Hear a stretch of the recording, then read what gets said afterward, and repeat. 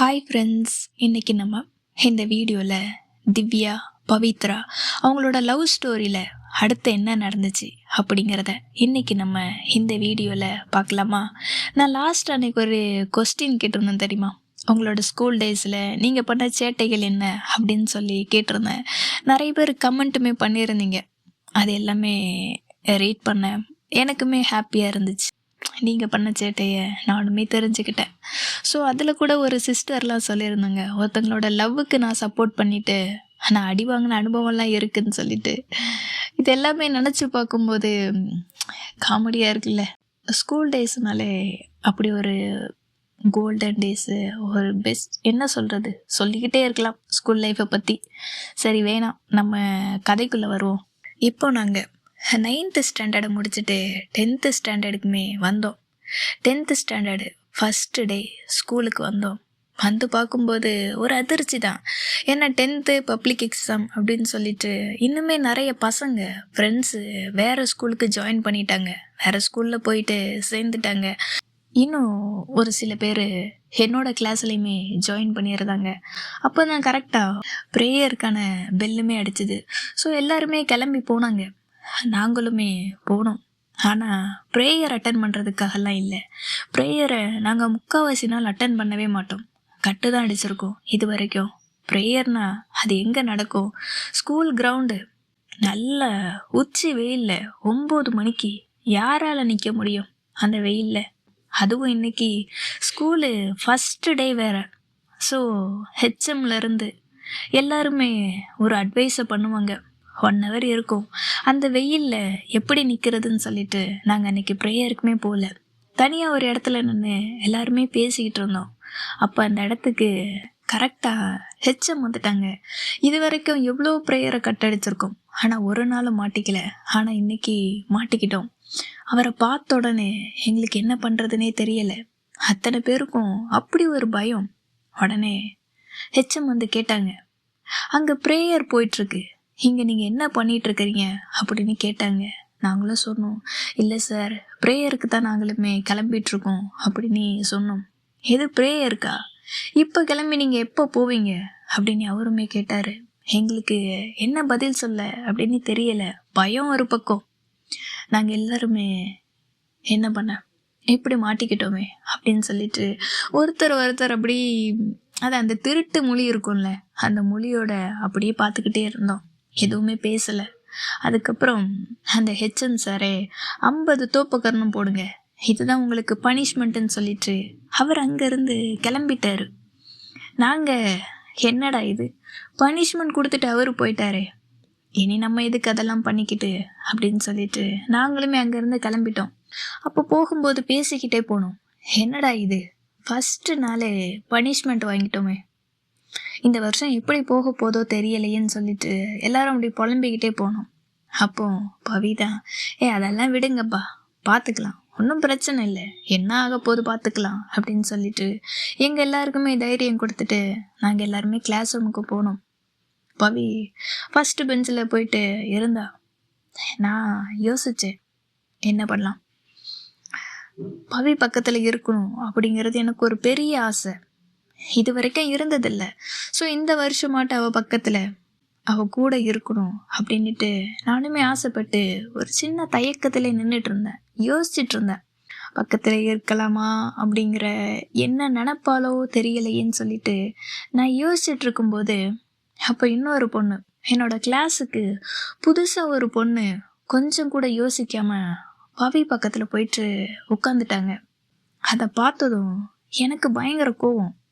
என்னடா இது, நம்ம ஆள் பக்கத்தில் நம்ம போய் இருக்கலாம் நினச்சோம், ஆனால் இது யாரா, இது எந்த பொண்ணு, இது யார், எதுவுமே தெரியல, அவ்வாட்டுக்கு வந்தா உட்காந்தா அப்படின்ட்டு எனக்குமே கோவம். அப்போ தான் பவியை பார்த்தேன். பவிக்குமே சரியான கோவம், யார் இதுன்னு தெரியலையே, நம்ம பக்கத்தில் வந்து உட்காந்துருக்காங்கன்னு சொல்லிட்டு அவளுக்கு கோவம். அப்போ தான் அந்த பொண்ணு பவிக்கிட்ட பேசுனாங்க, என்னோட பேர் நதியா, நான் இந்த இடத்துல உட்காரலாமா அப்படின்னு சொல்லிட்டு உட்கார்ந்ததுக்கு அப்புறம் கேட்டாங்க. உடனே பவி, அதான் உட்காந்துட்டல்ல, வேற என்ன, இனிமேல் என்கிட்ட என்ன கேட்க வேண்டியது இருக்குது, நீங்கள் அங்கேயே இருங்க அப்படின்ட்டு பவி சொன்னான். நானும் இதுக்கு மேலே வேறு என்ன பண்ணுறது அப்படின்னு சொல்லிட்டு அவளுக்கு பின்னாடி இருந்த பெஞ்சில் நானுமே இருந்தேன். அப்பவும் பவி பக்கத்தில் அந்த நதியா, அந்த பொண்ணு சும்மாவே இல்லை. பவிக்கு அதிகமாக பேசணும் பிடிக்காது. ஆனால் இந்த நதியா வந்த கொஞ்ச நேரத்திலேயே பவிக்கிட்ட பேசிக்கிட்டே இருந்தா, பேச்சு கொடுத்துக்கிட்டே இருந்தா. ஆனால் பவி எதுக்குமே பதில் சொல்லலை, ஒரு முறைச்சிக்கிட்டே இருந்தா. நான் பவிக்கிட்ட கண்ணை காமிச்சேன். ஏன் பவி நீ இந்த மாதிரி நடந்துக்கிற? அந்த பொண்ணு நம்ம கிளாஸுக்கு இன்றைக்கி தான் ஃபஸ்ட்டு டே வந்திருக்கு. ஸோ அந்த பொண்ணுக்கிட்ட நீ இந்த மாதிரி பிஹேவ் பண்ணாத அப்படின்னு நான் சொல்லவும், அதுக்கு பவி, என் பக்கத்தில் இந்த இடத்துல நீ வந்து உட்காருவேன்னு நினச்சேன், ஆனால் வேற எவ்வளோ வந்து உட்காந்துருக்கா, எனக்கு இது கோபம் வராதா, அதனால தான் நானுமே கோவப்பட்டேன் அப்படின்னு சொல்லவும், எனக்கு உள்ளுக்குள்ள அப்படி ஒரு சந்தோஷம். நான் என்ன நினச்சேனோ, நான் என்ன ஃபீல் பண்ணனோ அதே தான் பவியும் ஃபீல் பண்ணியிருக்கா அப்படின்னு நினைக்கும்போது எனக்கு ரொம்பவே ஹாப்பியாக இருந்துச்சு. அதை என்னன்னு சொல்ல அப்படி தெரியல, ஆனால் அவ்வளோ சந்தோஷம். சரி ஓகே, கொஞ்சம் அட்ஜஸ்ட் பண்ணிக்கோடா அப்படின்ட்டு நானுமே சொன்னேன். அதுக்கப்புறம் பவி பண்ணதை பார்க்கணுமே. நதி அவள் பக்கத்தில் இருக்காங்கல்ல, அவங்க திங்ஸ் ஏதாச்சும் இங்கே வந்துச்சுன்னா தட்டி விடுறது, உன்னோட கை என் மேலே படுது, உன்னோட கால் என் மேலே படுது, இதுதான் நம்ம பிளேஸு, இதுக்கப்புறம் நீயும் வரக்கூடாது நானும் வரமாட்டேன்னு சொல்லிக்கிட்டு சின்ன பசங்க மாதிரி ஒரு கோட்டை போட்டு வைக்கிறது. அவங்க 2 பேருக்கும் இடையில அவளோட பேக்கை தூக்கி வச்சுக்கிட்டு அவள் என்னெல்லாம் பண்ணா தெரியுமா? அவள் பண்ண அட்டகாசத்தெல்லாம் நான் பின்னாடி இருந்து பார்த்து சிரிச்சுக்கிட்டே இருந்தேன். 10th படிக்கிறோம் அப்படிங்கிற ஒரு இது இல்லை. இன்னும் அந்த பிரைமரி பசங்க எப்படி நடந்துப்பாங்க, எங்கே பாரு உன் திங்ஸ் இங்கே வருது அப்படின்னு தட்டி விடுறதும், என் பக்கத்தில் வந்து இருக்காத கொஞ்சம் டிஸ்டன்ஸ் மெயின்டைன் பண்ணுன்னு சொல்லி அந்த பேக் எடுத்து வைக்கிறதும், இதெல்லாம் எனக்கு பயங்கர காமெடியாக இருந்துச்சு. அதெல்லாம் நான் பார்த்து ரசிச்சுட்டு இருந்தேன், சிரிச்சுக்கிட்டே இருந்தேன். உள்ளுக்குள்ளே அப்படி குழுன்னு இருந்துச்சும்பாங்கல்ல, அந்த மாதிரி இருந்துச்சு. இவ இப்படி பண்ண அந்த நதியாக்கு கோவம் பயங்கரமாயிருச்சு. அன்னைக்கு அந்த பிரேக் டைமில் இதுக்கு மேலே வெயிட் பண்ண முடியாது, எரிமலை எப்படி பொறுக்கும் அப்படிங்கிற மாதிரி நதியை பொங்கிட்டாங்க. கிளாஸில் பிரேக் டைமில் எழுந்து நின்று, இதோ பாருங்க, எதுக்காக நீங்கள் என்கிட்ட முறைச்சிக்கிட்டே இருக்கீங்க, ஏன் சிடுன்னு நடந்துக்கிட்டே இருக்கீங்க, இந்த கிளாஸில் உங்களை மாதிரி தான் நானுமே இங்கே படிக்கிறதுக்காக வந்திருக்கேன், என்கிட்ட எதுக்கு நீங்கள் கோவப்படுறீங்க, நான் இங்கே இருக்கிறது உங்களுக்கு பிடிக்கலையா சொல்லுங்கள், நான் இங்கே எதுக்காக இருக்கேன்னா எனக்கு ஆக்சுவலி கண்ணில் ஒரு சின்ன பிரச்சனை இருக்குது, பின்னாடி பெஞ்சில் இருந்தால் எனக்கு சரியாக தெரியாது, அதனால தான் நான் இந்த இடத்துல வந்து இருக்கேன், வேணா சொல்லுங்கள் நான் போயிடுறேன், நான் டைரெக்டாகவே கேட்குறேன், வேணா சொல்லுங்கள் போயிடுறேன் அப்படின்னு சொல்லவும், இந்த ஒரு வார்த்தைக்காக தான் பவி வெயிட் பண்ணிகிட்ருக்கிற மாதிரி டக்குன்னு சொன்னான். சரி கிளம்புங்க, ஏ திவி நீ இங்கே வா அப்படின்ட்டு அவள் சொன்னா. எனக்கு என்னடா பண்ணுற, நீ அந்த பொண்ணு ஒரு கேர்டசிக்காக கூட கூப்பிட்ருக்கலாம், அதுக்குள்ளே நீ என்ன கிளப்பியே விட்டுருவ போல அப்படின்னு நான் நினச்சேன். நதியா அந்த ஒரு வார்த்தை சொன்னாங்கல்ல, கண்ணில் சின்ன பிரச்சனை அப்படின்னு சொல்லவும் நம்மால் சென்டிமெண்ட்டு எமோஷ்னலாக அப்படி டச் ஆயிடுவாங்கல்ல. சொன்னா பொறுமையாக, நீங்கள் என்கிட்ட முன்னாடியே சொல்லியிருக்கலாம்ல அப்படின்ட்டு சொல்லவும், நதியா நீங்கள் நான் எல்லார்கிட்டையுமே இதை போயிட்டு சொல்லிகிட்டு இருக்க முடியுமா, அது மட்டும் இல்லாமல் நீங்கள் ஃபஸ்ட்டு என்னை எங்கே தான் பேச விட்டீங்க அப்படின்னு கேட்டாங்க. பவியும் உடனே அமைதியாக சரி ஓகே தப்பு என் மேலே தான் அப்படிங்கிற மாதிரி ஒத்துக்கிட்டா. அப்போவும் நதிய வாய் சும்மாலாம் இல்லை, மறுபடியுமே பவியை சீண்டுனா. நீங்கள் எதுக்காக நான் வந்து உட்காரவும் இவ்வளோ கோவப்பட்டீங்க, ஒரு வேளை இந்த இடத்துல நீங்கள் வேற ஒரு பர்சனை எக்ஸ்பெக்ட் பண்ணீங்களா, இல்லை உங்கள் ஃப்ரெண்டு யாராச்சும் வருவாங்கன்னு எதிர்பார்த்தீங்களா அப்படின்னு கேட்கவும், பவியுமே ஆமாம் இவ தான் என்னோடய ஃப்ரெண்டு திவி, இவ தான் என் பக்கத்தில் வருவான்னு எதிர்பார்த்தேன் அப்படின்னு பவியுமே சொன்னாங்க. உடனே நதியா என் பக்கமாக திரும்பி, ஹாய் திவி நீங்கள் வேணா இங்கே வாங்கலேன் அப்படின்ட்டு சொன்னாங்க. அவள் அப்படி திவின்னு சொல்லவும் பவிக்கு இன்னுமே பயங்கர கோவம்.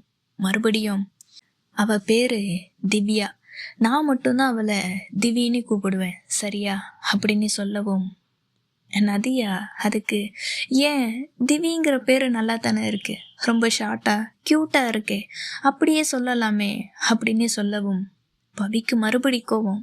மறுபடி சொல்கிறா, இங்கே பாரு, அவள் பேர் திவ்யா. திவ்யின்னு நான் மட்டும்தான் சொல்லுவேன், வேற யாருமே சொல்லக்கூடாது. இந்த கிளாஸில் எல்லாருமே அவளை திவ்யானி தான் சொல்லுவாங்க. திவ்யினி நான் மட்டும்தான் சொல்லுவேன்னு பவி இன்னுமே அந்த வேர்டை அப்படியே அழுத்தி சொல்லவும் நதியாவுமே புரிஞ்சுக்கிட்டாங்க. ஓகே ஓகே திவ்யா அவ்வளோதானே, திவ்யானி கூப்பிடணும் அவ்வளோதானே, எனக்கு புரிஞ்சுது. ஹாய் திவ்யா, என்னோட பேர் நதியா அப்படின்னு சொல்லிட்டு அப்படி இன்ட்ரொடியூஸ் ஆனோம். நதியா என்கிட்ட கேட்டாங்க, நீங்கள் வேணாம் இங்கே வந்து இருங்களேன், உங்கள் ஃப்ரெண்டு வேறு ஆசைப்படுறாங்க அப்படின்னு சொன்னான். அப்போது நான் சொன்னேன், இல்லை பரவாயில்ல, உங்களுக்கு கண்ணில் பிரச்சனை இருக்குன்னு வேற சொல்கிறீங்க, ஸோ நீங்கள் அங்கே இருங்க, எனக்கு ஓகே தான் அப்படின்னு நானுமே சொல்லவும் பவி என்னை பார்த்து அப்படி ஒரு முறைக்கிறான். ஒரு சான்ஸு கிடைச்சா கூட அதை யூஸ் பண்ணிக்க தெரியலையான்னு சொல்லிட்டு அவள் என்னைய பார்த்து அப்படியே முறைச்சா. நானுமே சொன்னேன், இல்லைடா பிரச்சனை இருக்குங்கிறாங்களே, இருக்கட்டுமே, நான் இங்கே உனக்கு பின்னாடி தானே இருக்கேன், அவன் பக்கத்தில் தானே இருக்கேன், இதுவே எனக்கு ஓகே தான் அப்படின்னு சொல்லிட்டு நானுமே அப்படி சமாதானப்படுத்தி வச்சேன். நான் அப்படி சொன்னது அதுதான் நான் பண்ண பெரிய தப்பாக மாறும் அப்படின்ட்டு நான் அன்னைக்கு நினைக்கவே இல்லை. நதியா பவிக்கிட்ட அப்படி எமோஷ்னலாக சென்டிமெண்ட்டாக பவியை கரெக்ட் பண்ணி அவ கூட அப்படி எமோஷ்னலாக ஒரு பேச்ச ஆரம்பித்தாங்க. பவியும் அவ கூட அப்படியே பேசினா. இதை பார்த்ததும் எனக்கு பயங்கர கோவம், பயங்கர பொசசிவ். அப்போ தான் எனக்குமே தெரிஞ்சுது பொசசிவ்னா என்ன அப்படிங்கிறது. எனக்குமே தெரிஞ்சுது. என் வயிறெல்லாம் அப்படி உள்ளுக்குள்ளே அப்படி எரியுது. அவங்க 2 பேரும் ஃப்ரண்ட் பெஞ்சில் இருந்து பேசுகிறத பின்னாடி இருந்து நான் பார்க்கும்போது எனக்கு அப்படி ஒரு எரியுது. வயிறெல்லாம் பார்த்து அப்படி எரிஞ்சுது. என்ன பண்ணுறது, வாய் விட்டு வெளியே சொல்ல முடியலை என்னால்.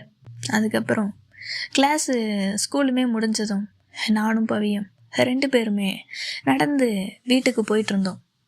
அதான் பாதி தூரம் 2 பேருமே ஒன்றா போவோம், அதுக்கப்புறம் தனித்தனியாக போவோம். அப்போவும் பவி என்கிட்ட நதியா பற்றி தான் பேசினேன். நதியா லைஃப்பில் நிறைய ஸ்ட்ரகிள் இருக்கும் போலையே அப்படின்னு சொல்லிட்டு என்கிட்ட சொன்னான். நான் உடனே பவிக்கிட்ட கேட்டேன், என்ன ஒரே நாள்லையே மொத்த கதையும் உங்ககிட்ட சொல்லிட்டாளா அப்படின்னு சொல்லிட்டு நான் கேட்டேன். சேச்சே அதெல்லாம் இல்லை, ஏன் அவளை பற்றி பேசினா உனக்கு கோவம் வருது, உனக்கு பொசசிவாக இருக்கா என்ன அப்படின்ட்டு பவி கேட்டா. நான் இல்லை அதெல்லாம் இல்லையே அப்படின்னு சொல்லிட்டு நானுமே அதை அப்படி விட்டுட்டேன். அதுக்கப்புறம் பவி என்கிட்ட கேட்டா, நம்ம 2 பேருக்கிட்ட ஃபோன் இருந்தா நம்ம வீட்டில் போயிட்டு கூட பேசலாம்ல, கிளாஸ் டைம் போக வீட்டில் போயிட்டும் பேசினா நல்லா இருக்கும்ல அப்படின்னு சொல்லவும் நான் பவிக்கிட்ட கேட்டேன், என்ன எதுக்காக இப்போ திடீர்னு இப்படி சொல்கிற, நீ இந்த மாதிரியெல்லாம் கேட்குற ஆள் இல்லையே, என்னாச்சு என்னன்னு சொல்லிக்கிட்டு நான் கேட்டேன். அப்போது பவி சொன்னா, அக்கா ஒரு பையனை லவ் பண்ணுறாள்ல, அவங்க வீட்டில் சீக்கிரமே மேரேஜ் பண்ண சொல்கிறாங்க, என்ன பண்ண தெரியலை அப்படின்ட்டு பவியுமே சொன்னான். நானுமே கேட்டேன், அந்த பையன் எப்படி ஓகேவா என்ன, மேரேஜ் இப்போ உடனே வைக்கணுமா அப்படின்னு சொல்லிட்டு கேட்டேன். அதுக்கு பவி, அந்த பையன் வீட்டில் எல்லாமே ஓகே தான், மேரேஜ்னா அதுக்கு எப்படியும் ஒரு 2-3 மாதம் ஆகும், அக்கா மேரேஜ் ஆகி போயிட்டா நான் அப்புறம் அந்த வீட்டில் தனியாக தான் இருக்கணும் அப்படின்னு சொல்லிட்டு பவி அப்போ கொஞ்சம் அப்படி ஃபீல் பண்ணி பேசினாங்க. அவள் அப்படி சொல்லவும் எனக்கு என் மனசுக்குள்ளே, உன்னை அப்படியே நான் தனியாக விட்டுற மாட்டேன், உனக்காக நான் எப்போவுமே இருப்பேன் அப்படின்ட்டு என் மனசு சொல்ல நினச்சிது. ஆனால் வார்த்தைகளை நான் சொல்லலை. இல்லைப்பா, நீ அவ்வளோ சீக்கிரத்துலலாம் தனியெல்லாம் ஆகிட மாட்டேன், ஃப்ரெண்ட்ஸு நாங்கள் எல்லாருமே இருக்கோம்ல அப்படின்னு சொன்னேன். அப்புறம் 2 பேருமே அந்த டேர்னிங் பாயிண்ட் வந்துச்சு. ஸோ நாங்கள் 2 பேருமே அங்கேருந்து வீட்டுக்குமே போனோம். அடுத்த நாள் ஸ்கூலுக்கு வந்ததும் அது அந்த நதியால் பவி பக்கத்துலேயே ஒட்டிக்கிட்டே இருந்தா. பவியோட ஷோல்டரில் கையை போட்டுக்கிட்டு உட்காந்து பேசிக்கிட்டு இருந்தா. அதை அப்படி பார்க்கவும் எனக்குள்ள சரியான கோவம், அதை அப்படி பற்றிக்கிட்டு எரியுது, அந்தளவுக்கு இருந்துச்சு. ஏன்னா நான் ஒரு 4 வருஷமாக பவி கூட தான் ட்ராவல் பண்ணிகிட்ருக்கேன், நல்ல ஒரு ஃப்ரெண்ட்ஸாக இருக்கும். என்ன தான் இருந்தாலும் நானே இது வரைக்கும் பவியோட தோளில் கை போட்டெல்லாம் பேசுனதே கிடையாது. அவள் என்ன அப்படி பண்ணக்கூடாதுன்னுலாம் சொல்லலை. ஆனால் நான் அப்படி கை போட்டு பேசுனது கிடையாது. இவ இப்போ வந்தவ இவ்வளோ உரிமையாக தோளில் கை போட்டு பேசுகிறாளே அப்படின்னு சொல்லிட்டு எனக்குள்ள பயங்கர கோவம். அவள் அப்படி கையை போட்டு பேசுறது எனக்குள்ள ஒரு மாதிரியாக இருந்துச்சு. அது என்னன்னு சொல்ல தெரியலை, ஒரு மாதிரி ஃபீலாக இருந்துச்சு. அப்போ நான் உடனே பவிக்கிட்ட கேட்டேன், என்ன ஒரே நாளில் தோளில் கை போட்டு பேசுகிற அளவுக்கு க்ளோஸ் ஆகிட்டீங்களா என்னன்னு சொல்லிட்டு நான் கேட்கவும் பவி சொன்னான், நீ தான் பவி சடனாக சொன்னான், நீ தான் என்னோட தோளில் கையை போட்டு பேசலாம் மாட்டேன், பேருக்கு மட்டும்தான் நீ ஃப்ரெண்டு, சொல்லிக்கிறதுக்கு வேணா வச்சுக்கலாம், மற்றபடி நீ வேற எதுவுமே பண்ண மாட்ட, ஏதோ அவளாச்சும் போட்டிருக்காளே அப்படின்னு சொல்லிட்டு பவி அப்படி சொல்லவும் எனக்கு அந்த செகண்டு வேற ஒரு மாதிரி ஃபீல் ஆச்சு. இவன் எந்த அர்த்தத்தில் பேசுகிறா, ஃபீலுங்கிறா என்ன, ஒருவேளை நான் பண்ணுற மாதிரி தான் அவளும் ஃபீல் பண்ணுறாளோ, எனக்குள்ளே இருக்கிறது தான் அவளுக்கும் அந்த மாதிரி ஃபீலிங்ஸ் இருக்கா என்ன, எனக்கு எதுவுமே தெரியல. அவள் அப்படி சொன்னது ஒரு விதத்தில் ஹாப்பி தான், ஆனால் அது எந்த அர்த்தத்தில் சொல்கிறா என்னன்னே தெரியலேன்னு சொல்லிட்டு நான் ஒரு குழப்பத்தில் இருந்தேன். அதுக்கப்புறம் லஞ்ச் பிரேக்கில் அன்னைக்கு பவி லஞ்ச் எடுத்துகிட்டு வரல. ஸோ நதியா பவி தனியாக இருக்கிறத பார்த்ததும் அவ கூட பேசிகிட்டு இருந்தா. இவங்க 2 பேரும் பேசினாலே எனக்கு பயங்கர கடுப்பாக இருக்குது. என்னால் டைரெக்டாக போயிட்டு பவிக்கிட்ட சண்டை போடவும் முடியலை. சின்ன சின்ன விஷயத்துக்காக இப்படி சண்டை போடுறிய அப்படின்னு சொல்லிட்டு எங்கே பவி கோச்சுப்பாலோ இல்லைன்னா எங்கே பவி கோச்சுப்பாலோ, அவங்கள பார்த்தாலும் நார்மலாக தான் பேசுகிற மாதிரி இருக்குது. என்ன பண்ண தெரியல, அந்த பேச்சை எப்படி தடுக்கிறதுன்னு தெரியல, பவிக்கிட்ட டைரெக்டாக எப்படி இதை சொல்கிறதுன்னு தெரியல. ஸோ நான் அப்படி ஒரு யோசனையிலே என்னடா பண்ணுறது, அதை அந்த வயிற்றெரிச்சல்லே அப்படியே சுற்றிக்கிட்டே இருந்தேன். அப்போ அன்னைக்கு நாங்கள் 2 பேருமே ஈவினிங் பேசிகிட்டே நடந்து போயிட்டு இருந்தோம். அப்போ பவி என்கிட்ட சொன்னான், இங்கே பாரு திவி, நதியாவோட வீடு என்னோட வீடு பக்கத்தான், அவளுமே தனியாக தான் நடந்து போகிறா, நீயுமே என் கூட வர்றதுக்காக இந்த தெருவை சுற்றி தான் வர வேண்டியது இருக்கு, நான் அவ கூட நடந்து போகட்டா, அவ கூட வீட்டுக்கு போகவான்னு சொல்லிட்டு பவி என்கிட்ட அப்படி கேட்டா. அவள் அப்படி கேட்கவும் நான் நோலாம் சொல்லலை, சரி ஓகே நீ வேணா அப்படியே போயிட்டு வா, என்னைக்கோ ஒரு நாள் தானே, இல்லை நீ என்கிட்ட பேசாமல் தான் இருக்க போறியா, எனக்கு ஒரு பிரச்சனையும் இல்லை, நீ போயிட்டு வா அப்படின்னு சொன்னந்தான்.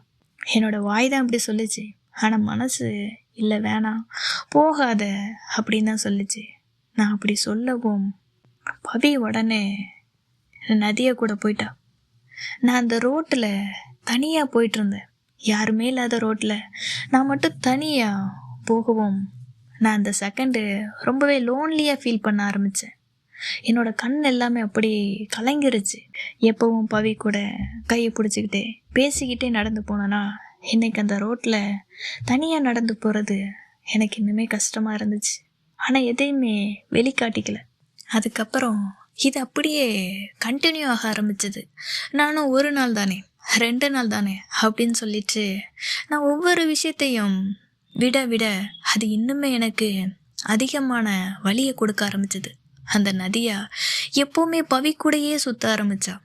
பவி கூட பேசிக்கிட்டே இருக்கிறது, பவி எங்கே போனாலும் பின்னாடியே போகிறது, ஃபாலோ பண்ணிக்கிட்டே போகிறது அப்படிங்கிற மாதிரி அவங்க 2 பேருமே ஒன்றாவே சுற்றிக்கிட்டு இருந்தாங்க. பவி என் கூட பேசுகிற நேரம் கொஞ்சம் கொஞ்சமாக குறைய ஆரம்பிச்சிது. அதுக்கேற்ற மாதிரி பவி தான் லீடர்ல. ஸோ மிஸ் சொல்கிற வேலை எல்லாத்தையுமே பவி செய்யும்போது கூடவே இந்த நதியா இருக்கல்ல பவி கூட ஒட்டிக்கிட்டு அவங்க 2 பேருமே எல்லா வேலையும் சேர்ந்து செய்கிற மாதிரி இருந்துச்சு. எனக்கு அதை பார்க்க இன்னுமே கஷ்டம். ஹோம்ஒர்க்கு நோட்டை கலெக்ட் பண்ணுறது, டீச்சரை போயிட்டு கூப்பிடுறது, ஹோம்ஒர்க் எடுத்து வைக்கிறது, கலெக்ட் பண்ணுறது, இது எல்லாத்துக்கும் பவி கூட நதியாவே போக ஆரம்பித்தா.